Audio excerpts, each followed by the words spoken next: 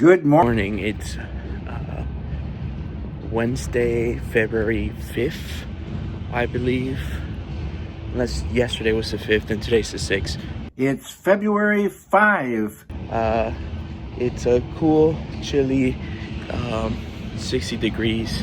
I'm taking my morning walk because today I have to animate some birds, and I don't know how to animate birds.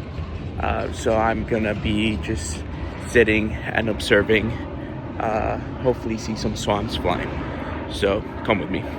All aboard for the fun work train and the observation car where you can see our beautiful world as we travel along.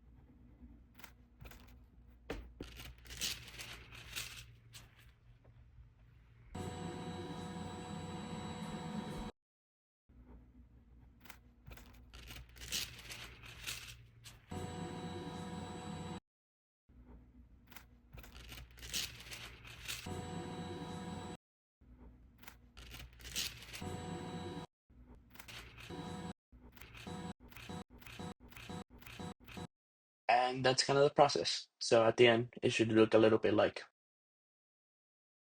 Everyone, have a great day.